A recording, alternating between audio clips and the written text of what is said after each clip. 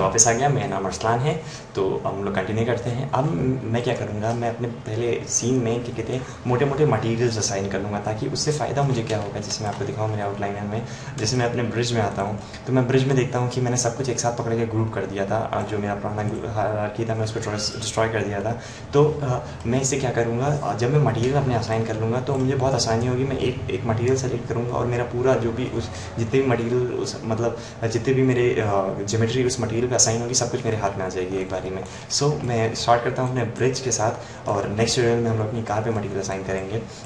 सो अभी मेरे कार के ब्रिज के नेविगेशन में थोड़ी प्रॉब्लम हो रही है, तो मैं क्या करता हूँ अपनी कार को हाइड कर लेता हूँ। कार में भी थोड़ी ज्योमेट्री है मेरे, तो मैं उसको हाइड कर लेता हूँ, अपने एक्सटीरियर डोम को हाइड कर लेता हूँ, ताकि हमको उसको सेलेक्ट करने में आसानी हो।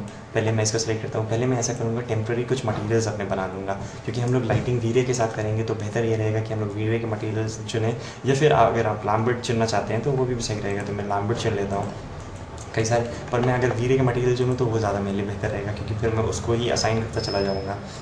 सो मैंने इसको क्रिएट किया यहाँ पे, और मैं इसको फिर डुप्लीकेट कर लूँगा। ये मेरा वीरे मटेरियल 70 दिखा रहा है, क्योंकि मैंने पुराने मटेरियल डिस्ट्रॉय किए थे 170। सो मैंने पुराने मटेरियल नहीं 70 है।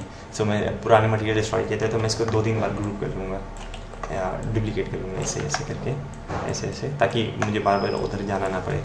अब मैं क्या करता हूँ, क्योंकि मुझे पता है कि जैसे मेरी रोड एक कलर की रहेगी, रोड पे मेरी टेक्सचर रहेगा, तो मैं रोड को अपनी सेलेक्ट कर लेता हूँ और रोड पे सेलेक्ट कर लेता हूँ,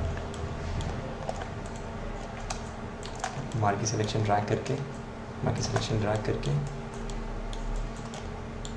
ऐसे करके मैंने अपनी रोड को सेलेक्ट कर लिया, और उस पर अभी वाला मटेरियल लगा दूँगा। अब मैं इसको रीनेम कर देता हूँ, और रीनेम और नेमिंग कन्वेंशन को फॉलो करते हुए जाइएगा, ताकि आपको बाद में दिक्कत ना आए। ये बहुत ज़रूरी होता चला जाता है जब हमारा सीन बड़ा होता जाएगा। तो मैं इसको लिख लेता हूँ रोड, इसको मैं ऐसे करके रोड लिख देता हूँ, BR_रोड, राइट। ऐसे करके मैंने BR_रोड लिख लिया। अब देखिए जो मैं कह रहा था, मैंने इसको आया और उसके बाद सेलेक्ट ऑब्जेक्ट विद मटेरियल किया, और मैंने इसको कंट्रोल एच कर दिया, तो मेरे ये रोड का मटेरियल हाइड हो गया। अब मुझे पता रहेगा कि किस किस मटेरियल में मैं असाइन कर चुका हूँ। अब ये मेरी साइड की रेलिंग थी, तो मैं इसको सेलेक्ट करता हूँ। जैसे मैं इधर आया, मैंने इसको सेलेक्ट किया। आप देख रहे हैं मेरी रेलिंग कहीं कहीं टूटी हुई है, तो मुझे पता है कि मैंने अपने कैमरे का एंगल क्या रखूँगा। जैसे कि आपने देखा था जो फाइनल इमेज का एंगल था, तो मैं उसी को रखूँगा। तो उससे अगर नज़र आएगी तो मैं इसको मॉडल कर दूँगा, वहाँ पे रख दूँगा, वरना अननेसेसरी ज्योमेट्री बनाने का क्या फ़ायदा, राइट। सो मैं इधर आऊँगा और मैं इन सबको सेलेक्ट कर लूँगा, और जो चीज़ मुझे पीछे दिखेगी नहीं मैं उसको भी डिलीट कर सकता हूँ, उसकी भी कोई ज़रूरत नहीं है। खामखा अपने कंप्यूटर को परेशान करने से कुछ हासिल नहीं है। मैं इसको सेलेक्ट करूँगा और फिर मैं इस पर आऊँगा, और मैं इसको एंटर करूँगा, और BR मैं इसको अपने हिसाब से RAI रेलिंग करके नाम दे दूँगा, और मैं अपनी कार को ओपन करता हूँ।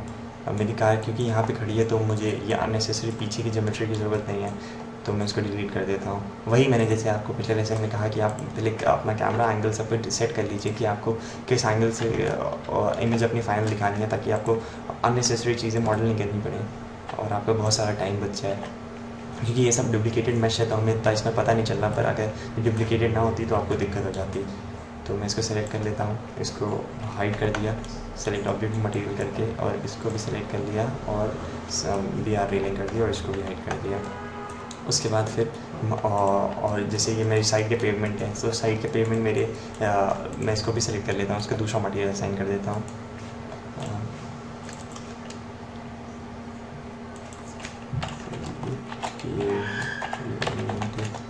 साइड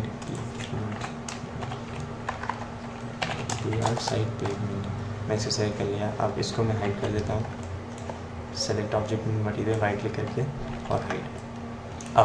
अब बाकी सारी जितनी भी मेरी चीज़ें हैं, जैसे कि पूरा गोल्डन गेट ब्रिज हो गया, ये एक ही कलर का हो जाएगा, एक ही मटेरियल का हो जाएगा। तो मैं अभी इस पे गोल्डन गेट ब्रिज को पूरा सेलेक्ट करता हूँ, और ब्रिज